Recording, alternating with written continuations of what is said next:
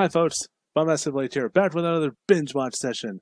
So, after delving into the world of Tokusatsu, it is back to anime we go, and this time we are looking at arguably the greatest anime of all time. I am of course referring to...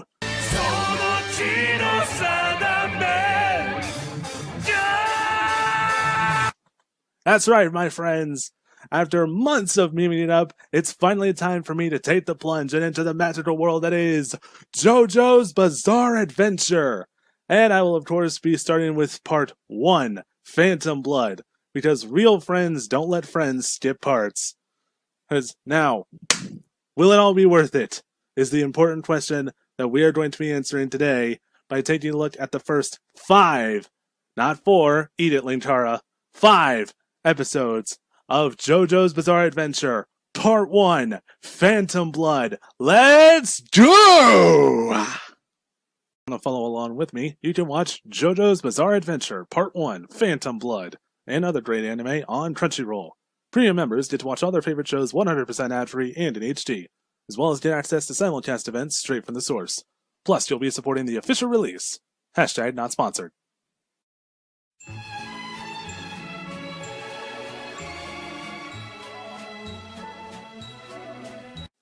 Episode 1 starts on a dark and stormy night in 19th century England, where a man and woman find a wrecked carriage and dead bodies all around. The man assumes that the carriage slipped in the mud and sent its passengers downhill to their deaths, while also commenting that said passengers must be nobles, judging by their fancy clothes. The woman remarks that there's a crying baby inside the carriage and that its mother must have protected it at the cost of her life. The man doesn't give a shit about the baby and starts stealing jewelry off the horses, before finding a suitcase nearby. Upon opening it, the man finds a mysterious stone mask inside. Run, bitch! Run! Thankfully, the man considers it useless and focuses on pulling teeth from all the dead bodies. Judging by his own meth mouth, I can see why. But before he can get to yanking, one of the nobles suddenly springs back to life and grabs his hand, believing that he and the woman have come to rescue them, and asks if the wife and child are safe. The man breaks the bad news about the wife and driver of the carriage, but also states that the child is still alive. The noble identifies himself as George Joestar I, and asks for the man's name before he loses consciousness. The man, in turn, identifies himself as Dario Brando. George then states that the Joestars now owe a life debt to the Brando family, one that will not be forgotten. All the while, a trail of blood makes its way to the stone mask, causing it to briefly sprout curved spikes. We then cut to 12 years later and the fate of the two families. George's son Jonathan is playing with his dog Danny outside the Joestar's countryside mansion, while in the squabbles of the city, Dario lives in a hovel of an apartment and has turned to booze to drown out both his worsening illness and the neglect of his son, Dio. Jonathan gorges himself mannerlessly on steak and wine, while Dio hustles money for her dinner at the local bar by playing chess against the regular patrons. Back out in the country, Jonathan comes across a pair of hooligans harassing a woman named Irina Pendleton, and promptly attempts to fight them for her, but gets his ass handed to him. Doubly so once they find out his lineage, since they can't stand rich people. Meanwhile, Dario informs Dio that his time on this earth is coming to a close, and that he must seek out the Joestars, both so that they can repay their life debt, and also so that Dio can use them to become the world's richest man. Cutting back over to the country, Jonathan is recovering from the ass-whooping he received when Irina offers to help him. Jonathan refuses her help and states that he didn't interfere to save her, but rather as part of his path to becoming a true gentleman. Dude, you're missing a fedora.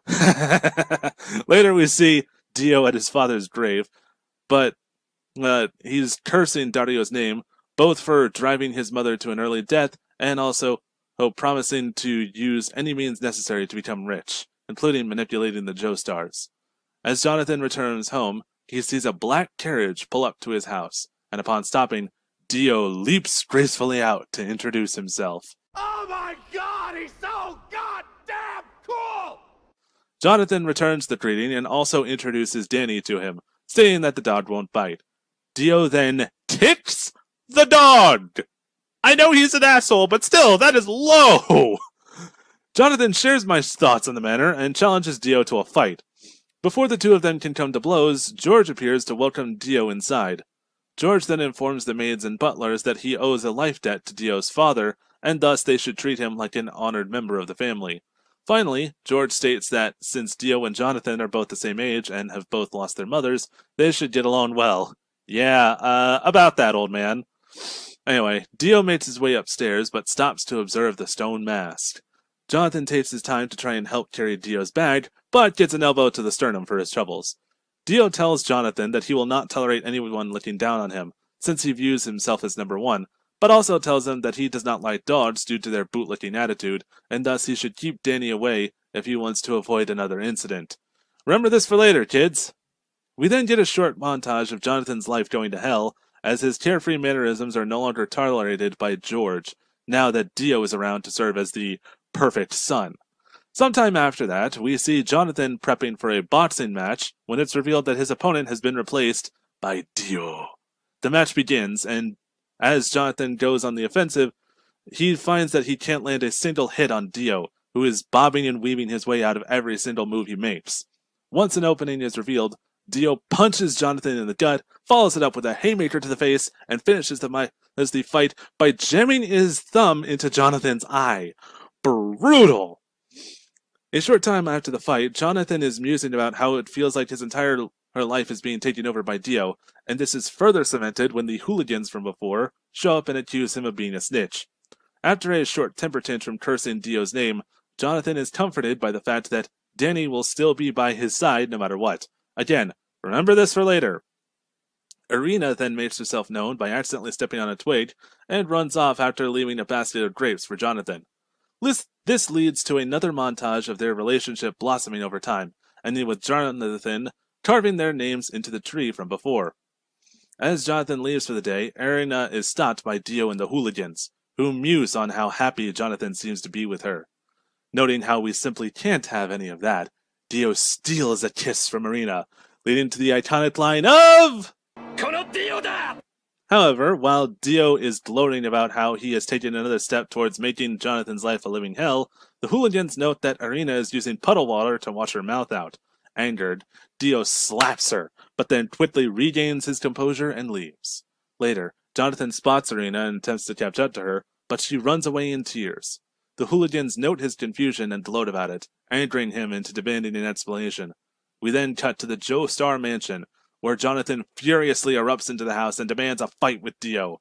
Although Dio gets a few good blows in, Jonathan quickly gains the upper hand with a well-timed headbutt, and lays into him with lefts and rights, all the while making it known that he will not stop until Dio cries for mercy.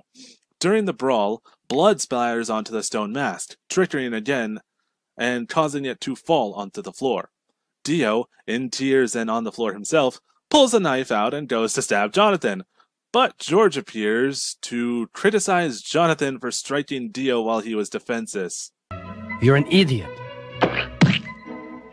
How stupid are you, old man? Anyway, one of the butlers goes to add kindling to an outdoor furnace of some sort when he notices a strange box inside. Instead of checking it like a smart person, he just shrugs and lights it anyway. And guess what? The furnace starts banging around when the fire picks up, meaning that something in there is being burned alive. So, good going, dipshit! All of you people, you're all idiots. Anywho, the episode ends with Jonathan being reduced to angrily pining over Irina, George burying Danny, and Dio making plans to gain control of his anger. I liked this episode until the very end when everyone started playing keep away with the idiot ball. But aside from that, this was quite enjoyable. I liked the way the characters were introduced, along with all of the suspense that is surrounding the stone mask. But, can they keep this momentum going? Let's find out in Episode 2!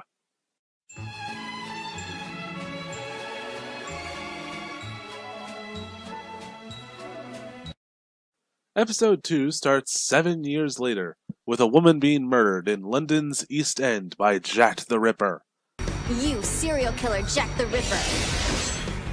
Your murdering days are done. Your soul is mine! Sadly, that doesn't happen here. Instead, we get the first instance of the show's first ever opening, set to the iconic Sonochi no Satame! I fucking love everything about this opening, and if I were the type of anime YouTuber that made lists, it would definitely be in my top 5 favorites. After the opening, we see Jonathan and Dio at a prestigious university in the middle of a rugby match. Jonathan has the ball at first, but after almost falling down from being tackled by 4 men and still standing, he throws the ball to Dio, who dodges the rest of the opposing team and makes the goal. As their team is celebrating, Jonathan and Dio clasp hands and act like the best of friends with impeccable teamwork. But in reality, we know it's more along the lines of this. You son of a bitch. The announcer from the match then tells us that Dio is planning on graduating with a law degree, while Jonathan has written his thesis on archaeology.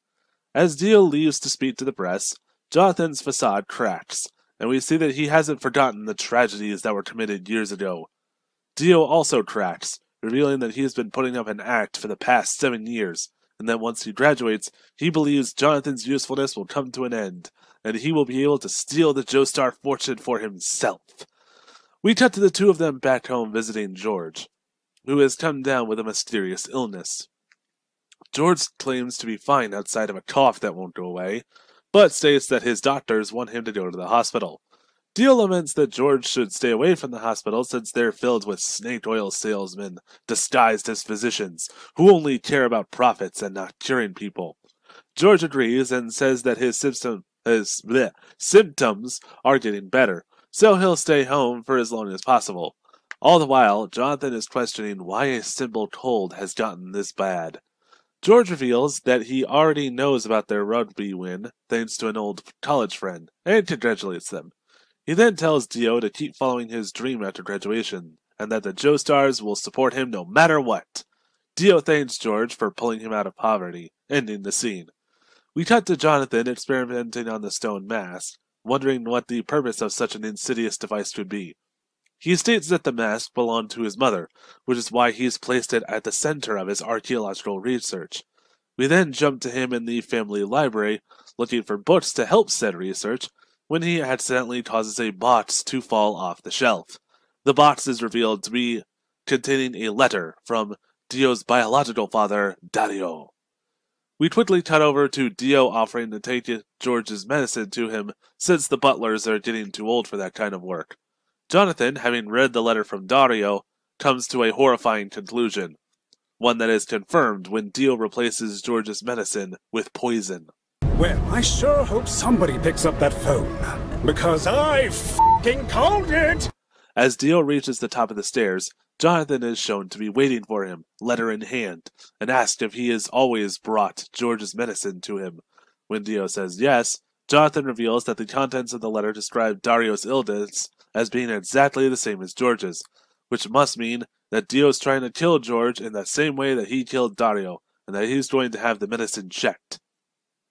Dio attempts to guilt Jonathan by saying that if he doubts the medicine, he doubts their friendship. Jonathan wavers in his resolve due to not having concrete proof of Dio's deception, but regains his composure and demands that Dio swear on his real father, mind you, and his name, that he isn't trying to pull anything. Despite his best efforts, Dio is unable to follow through, claiming that Dario never had any honor, and throws a punch at Jonathan, who states that this confirms his suspicions. When Dio goes to jam his thumb into Jonathan's eye like before, Jonathan counters by throwing him off the 2nd floor! Awesome! He then states that he will not allow Dio to dishonor his family, and will bring the poison to the police. Dio heads back to his room to lick his wounds, and briefly wonders if Jonathan finding out was an omen. However, after remembering how Dario abused his mother to death, he regains his resolve, and promises to see his dastardly scheme through to the end. The next scene has Jonathan informing George that he is going to London for a few days, and that he should only accept medicine from a team of doctors Jonathan himself hired. George places his trust in his son's decision, and sends Jonathan on his way. Meanwhile, Dio retrieves the stone mask from Jonathan's room, revealing that he knows about the blood trigger, and intends to use the mask to kill Jonathan and make it look like an accident. 2 days pass, and Jonathan finally arrives in London, monologuing about how the poison and how it couldn't be identified by the university, so he'll have to enter England's underbelly to get to the bottom of this. The carriage driver shows concern for Jonathan and reminds him that he's going to Ogre Street, the most dangerous part of the city, but Jonathan states that he has no choice. After finding nothing but dead ends, Jonathan is suddenly ambushed by a trio of ruffians. One attempts to stab him, but Jonathan grabs the knife and kicks him in the dick. Another attempts to jump him, but gets punched square in the nose for his troubles. The last of the three reveals that his bowler hat is hiding a series of razor-sharp blades and sends the hat at Jonathan, who blocks it and roundhouse kicks the guy square in the jaw. As Jonathan tends to his wounds, we see that a much larger gang has appeared and is ready to throw down, and we even get a cutaway showing that Dio believes he's as good as dead for going to Ogre Street alone. But Bowler Hat Man stops the gang and asks why Jonathan held back. Jonathan responds that he is fighting for the sake of his family, and thus believes that the rest of the gang probably has family as well. Bowler Hat Man initially chalks this up to naivete, but after a short beat, finds that it is more because Jonathan is a true gentleman, and calls his gang off before introducing himself as Adios Speedwagon, and offering to take Jonathan to the Asian medicine salesman. By the way, they've been referring to the poison as Asian medicine, which is kinda racist, but whatever. Meanwhile, Dio has arrived in London and finds himself unable to stop drinking, even while searching for Jonathan's corpse. He stumbles into two ruffians, who immediately pick a fight with him. Big mistake, as Dio smashes one of them with a bottle of booze he had been drinking, plants the stone mask onto the other, and runs the first man through with the second man's knife, splattering blood on the mask. The mask emits a strange, bright light, before stabbing the ruffian square in all of his head's pressure points, seemingly killing him. Dio turns to leave, but is stopped when the masked ruffian rises and attacks him. The mask falls off, revealing that instead of killing him, it turned him into a vampire of some sorts that is impervious to pain and has superhuman strength. The vampire goes to drain Dio of his blood, not by biting him, but by jamming two of his fingers into Dio's neck. Ew. But he is stopped from killing him completely by the sun's rise, turning him to ash. Dio returns to the Joestar mansion and finds it completely dark, and when he calls out for answers, Jonathan appears by candlelight, revealing that he has all the evidence he needs to put Dio away, ending the episode on a cliffhanger. We then get the first ending of the series, which is set to Roundabout by Yes. I just love how all of the endings show what music JoJo's creator, Hirohito Araki, was listening to at the time he wrote each part. It's a very nice touch. That being said, I can't wait to get to part 4 so I can hear Savage Garden at the end of each episode. Hell yeah! But that's a long ways from here. For now, this episode was really good. It's a definite step up from episode 1, since no one was holding the idiot ball this episode. Quite the opposite, in fact, since we got to see both Jonathan's detective skills and Dio's cunning pitted against each other perfectly. But, can things get even better from here? Let's find out in episode 3.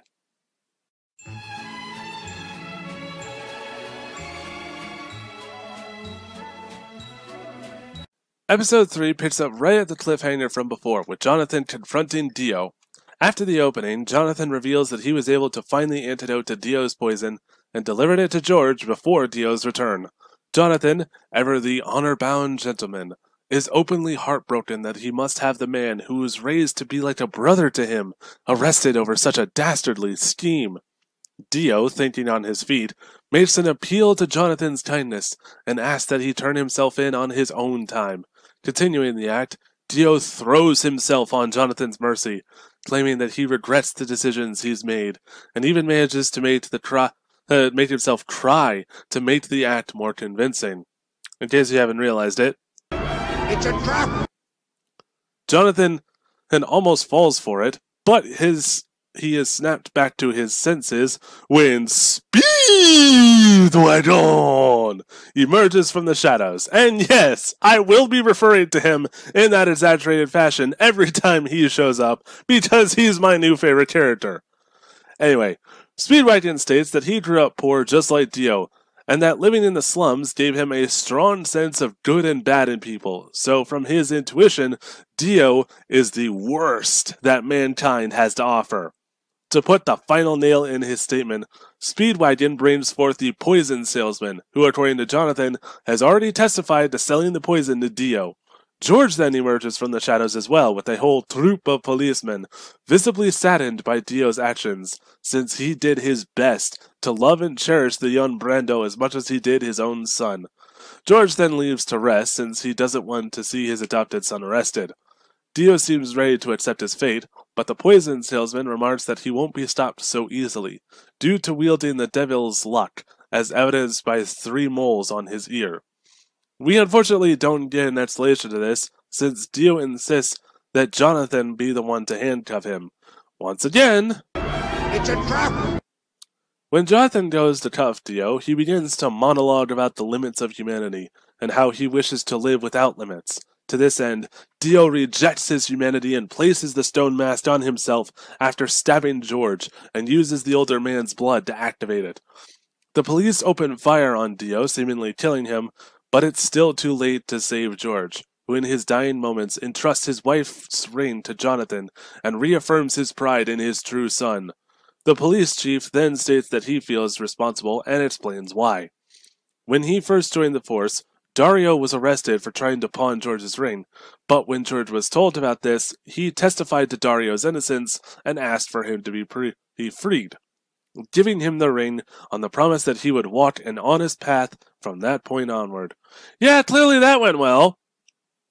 With one vital breath, George makes amends with Jonathan for being so tough on him in his youth, and asks him not to hate Dio, but to honor him by burying him next to Dario, before finally stating that of all the ways to die, he is proud that the last thing he sees is his son, standing true and honorable, before passing away in Jonathan's arms.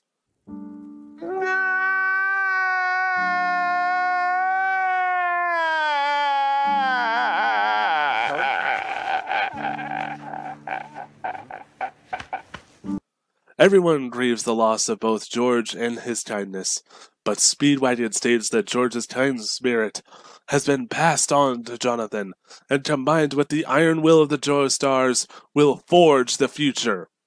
This moment is unfortunately shattered when Speedwagon then turns back to the window and notices that Dio's body is gone, the stone mask being all that remains. Speedwagon tells everyone to get away from the window, but it's too late, as Dio cleaves the police chief's head in half with his bare fucking hands. Holy shit! Jonathan and Speedwagon open fire on Dio, but he is completely unaffected by their bullets and grabs one of the policemen, draining him of his blood, while explaining that the stone mask is what granted him these powers, before throwing the corpse back at the other policemen, dismembering them. After a beat, the corpse comes back to life and attempts to drain Speedwagon of his blood, but Jonathan cleaves its head in two with a spear he pulled from a nearby suit of armor. After stealing his resolve, Jonathan turns the spear on Dio, but he completely no-spells it and turns the spear back on Jonathan, stabbing him in the shoulder with it. After gloating, Dio finds that Jonathan and Speedwagon have disappeared, and upon noticing a trail of blood that leads him to a curtain, he gets set on fire. Speedwagon notices that even fire can't stop Dio, since his burns are regenerating and healing at an alarming rate. Jonathan then tells Speedwagon to run, since this battle needs to be settled amongst family. Before Speedwagon can protest, an explosion sends him out of the house. Jonathan then leaps up to the second story, pulling himself up almost effortlessly despite the giant spearhead in his shoulder and beckoning Dio to follow him. Dio then plants his feet into the wall and starts walking up, telling Jonathan that he will use his blood to heal himself and become even stronger. Once again! Oh my god, he's so goddamn cool! As Jonathan makes his way to the roof, his plan becomes clear to the onlooking Speedwagon. He waited for the fire in the house to reach its hottest point so that the fire would burn Dio faster than he could regenerate. After this revelation, Dio then emerges from and attacks, sending Jonathan close to the edge. But upon recollection of his childhood, Jonathan gains his second wind and spears Dio back into the burning house. Dio for a split second is at a loss, but regains his composure and grabs hold of the wall, leaving Jonathan to fall to his death. But after calling on the spirit of his father to grant him strength, Jonathan jumps back up, uses his belt to pull Dio back into the flames, stabs him with the same knife he used to kill George, and finally shoves him back first onto the pointed statue of the Joestar's guardian angel, seemingly ending Dio's reign of terror once and for all. As one final explosion sends Jonathan's barely conscious body out of the burning mansion, Speedwagon tearfully declares victory for the Joestar family bloodline, ending this episode. This was fan-fucking-tastic! The drama, the action, and the character beats, it all worked so fucking well. Holy shit! That fucking climactic battle had me fucking reeling because it was so cool. But the question I have is, how can they one-up this? How can they go even further? Well, the only way to find out is to watch episode 4.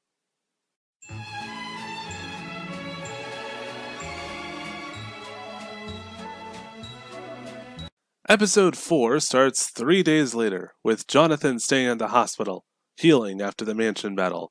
A Speedwagon goes to visit him at night, but is stopped when he notices Irina tending to his wounds. Jonathan regains consciousness and the two catch up briefly before Irina faints from overworking herself. Jonathan is able to catch her despite his arms being broken. He states that it's because he will always be there to hold her. Ha! Gay! But as we'll learn later, there is more to the legendary Joestar family than meets the eye. We then cut to Whitechapel, London, where Jack the Ripper claims another victim. However, he is caught in the middle of his latest murder by a hooded man bound to a chair. The man says that Jack is one of the evil elite, and hypnotizes him into forming an alliance before making a familiar two-fingered gesture. The next day, Jonathan and Irina return to the ruined Joestar mansion in search of the stone mask, but come up empty-handed. On their way back to the hospital, they are stopped by an oddly dressed man who compliments Jonathan on fighting the stone mask wielder before stabbing him in the stomach with his pinky finger. Weird. At first, Irina is shocked and angered by this, but Jonathan stops her when he realizes that his arm is being infused with unknown energy and healing at an alarming rate. The man identifies himself as Baron William A. Zeppeli, and states that Jonathan's breathing is what healed his arm. Specifically, Zeppeli changed Jonathan's breathing using Hamon, or ripple energy, which created Sendo within him. Zeppeli explains that the stone mask is still intact, and that Dio is the one who still wields it. He finishes his explanation by telling Jonathan that he must master Zendo to defeat Dio. Jonathan wants to fight Dio again, but at the same time, he is concerned about getting Irina involved. His concern is channeled through his newly unlocked Hamon, and causes a nearby tree to blossom, ending the scene. We then get a short scene of Dio monologuing about the world's food chain, and creating a small army of servants, before feeding a fresh kill to Jack. 1 week later, we get a short montage of Jonathan training to use Hamon, and at the end of it, we get some of Zeppeli's backstory. When he was younger, he served as part of his father's archaeological team and traveled the world.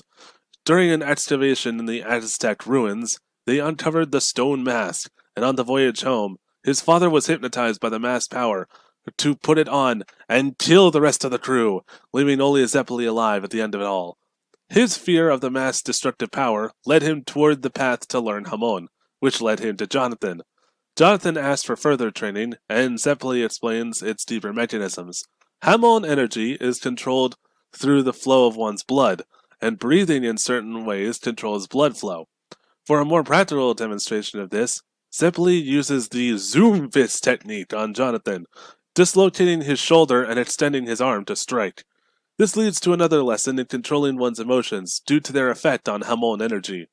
The lesson is interrupted by the arrival of Speedwagon, who states that they must leave for Win Knight's lot immediately. During the ensuing carriage ride, Speedwagon states that people in the area started to go missing after someone matching Dio's description was seen lurking about. They unfortunately stopped not long after entering the tunnel entrance to Win Knight's lot. When Speedwagon leaves the carriage to investigate, he finds that the horses and driver have been stabbed to death. Zeppeli tells everyone to get away from the horses, and just in time, too, since Jack the Ripper emerges from one of the horses' corpse, completely covered in blood. What the fuck? Zeppeli explains that Jack is a zombie who feeds on the living to maintain immortality, but at the cost of remaining under the heel of their masters for eternity. Jack taunts our heroes by stabbing himself in the cheek before picking up the carriage and throwing it at the entrance, sealing them in. Jack then sprouts knives across his body and shoots them at our heroes, but Zeppeli counters by firing discs of solidified red wine at Jack. Jack goes to stab Zeppeli, but he uses his bottle of red wine to counter the assault. After a pep talk about the difference between fear and courage, Zeppeli disrupts Jack's brainwaves with a knee to the temple, forcing him to retreat. Zeppeli tells Jonathan that he must be the one to defeat Jack and challenges him to do so without spilling the glass of wine. By the way, Zeppeli had been fighting Jack all the while drinking a glass of red wine, and he never lost a single drop of it. That is awesome! Oh my god. Jonathan agrees to these terms and heads deeper into the tunnels. At first he does so whilst guided by torchlight, but after Jack attacks him with a giant spring blade, he abandons the torch and makes his way to Jack using only his senses. After a beat, Jonathan notices that the wine has begun to ripple, revealing itself as a sort of Hamon detector. This gives Jonathan the revelation he needs to channel Hamon through his surroundings, locate Jack, and finish him off with a mighty Sendo Overdrive! Ending the episode without losing a single drop of wine. That was insane! Holy fuck! I fucking love this episode. I love the introduction to Hamon we got, and I love seeing its demonstration of its powers. Oh my god. You would think, oh yeah, Jack the Ripper's gonna be around for a while because he's a notorious serial killer, but nope, he gets fucking curb stomped as a way to demonstrate our awesome new abilities. So, I have to wonder, what's coming next? Does Dio have more minions? Or are we gonna get another fight with Dio right away? Well, there's only one way to find out, and that's by watching episode 5, which will be the last one in this batch.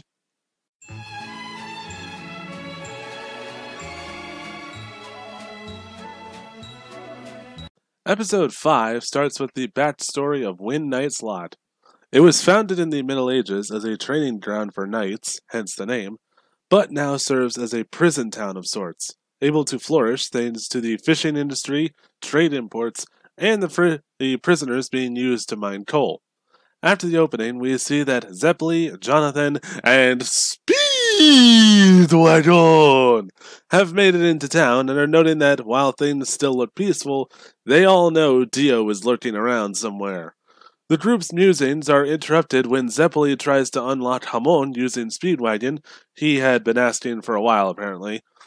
As Speedwagon recovers, one of the kids tending to the fields leaps to from where he was working, grabs the bag Speedwagon was carrying, and jumps into the water. Zeppeli and Jonathan chase after the boy by using Hamon energy to walk across the lake, and then interrupt his climb up the mountainside with a perfectly timed overdrive punch! Unfortunately, while they successfully got their money back, it came at the cost of falling into a trap, as they find themselves in the town graveyard just as night falls. To further cement how fucked they are, zombies begin to emerge from the ground and attack them. And to make matters even worse, Dio reveals himself, fully healed except for one scar on his stomach and controlling the zombies. Our heroes take the fight to the undead while doing their best to protect the boy, who is named Poto and had been placed under hypnosis by Dio to lure them into this trap. After dispatching a number of zombie knights, Zeppeli confronts Dio and demands a fight, but he declines, saying that in his new vampiric form, he is above all of them, and views these humans as no more than insects. Zeppeli ignores these taunts and takes the battle to Dio, using the Sunlight Yellow Overdrive technique to strike him down. However, Dio counters by freezing the blood in his body, and this flash freeze spreads to Zeppeli's arm, preventing him from using Hamon energy. As Dio moves to finish off Zeppelin's other arm and completely incapacitate him, Jonathan blocks the attack, allowing Zeppeli to unleash a double dose of Hamon energy with the Joestar. This, unfortunately, is still not enough to take Dio down, as he counters them with another blast of extreme cold before sending them back to the ground. Finding himself bored with their attempts to fight him, Zio summons two more zombies, named Tarkus and Black Knight Blueford, to dispose of the Hamon wielders. Before her leaving, Dio reveals that these two knights once served Queen Mary Stuart in the 16th century before being slain by Queen Elizabeth I, and will now serve him as soldiers aiding in his conquest of the world. Tarkus demonstrates the strength our heroes are up against by lifting and crushing a boulder that Jonathan was perched on with just one finger. Zeppeli notes that Jonathan can't face that kind of power alone, but he can't join the fight until he finds a way to get circulation back into his arm and heal it. Speedwagon, then inspired, takes Zeppeli's arm and places it on his bare chest, his fiery determination being hot enough to thaw the arm and return blood flow to it. Meanwhile, Jonathan attempts to fight Blueford, but gets caught in the zombie's hair, which he uses like tentacles to repeatedly stab Jonathan's arm. As Tarkus draws his massive sword to strike our heroes down, Jonathan uses the Starlit Overdrive technique on his hair-covered left arm, freeing it from Blueford's grasp. This impresses the undead knight enough to ask Dio for the pleasure of defeating him in one-on-one combat, which the vampiric tyrant grants. At this, Blueford uses his hair to draw his sword and go on the offensive, forcing Jonathan underwater. Zeppeli and Speedwagon go to help him, but are stopped by Tarkus. Believing the fight to be over, Dio finally takes his leave, promising to turn the entire town into a zombie playground. Meanwhile, underwater, Blueford sheaths his sword and offers Jonathan the chance to return to the surface and regain his breath, wanting this to be a fight between heroes. Jonathan sees through his bluff and, thinking quickly, swims down rather than up. His reason being that, due to the sunken ground at the bottom of the lake, he deducts that there must be pockets of oxygen scattered throughout the bed of the lake. Thankfully, his hypothesis is correct, and he is able to find a pocket of air to rejuvenate his lungs and allow Hamon to flow through his body once more, granting him the power to strike at Blueford with the turquoise blue overdrive! Ending the episode on a cliffhanger just before the attack connects. That was totally wicked! I loved this episode. Yes, it was mostly a fight scene, but it was still a really well done fight scene, and we still got a lot of good character beats. And holy fuck, I think I could say that for this entire little batch of episodes. Yes, episode 1 was slow, and also everybody was being really fucking stupid at the end, but after that, it just kept getting better and better and better. I can officially say that I love JoJo. I actually am kicking myself because it took me this long to start watching this show. It is so good. I highly recommend that everybody start watching it. And yes, you should start at Phantom Blood. Do not skip parts. If you do, you are evil.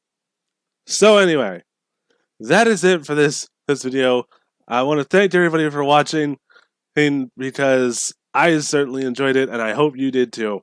Don't forget to like this video, leave a comment, subscribe to both this channel and my main channel, which I will be able to start producing content next month on it, once again.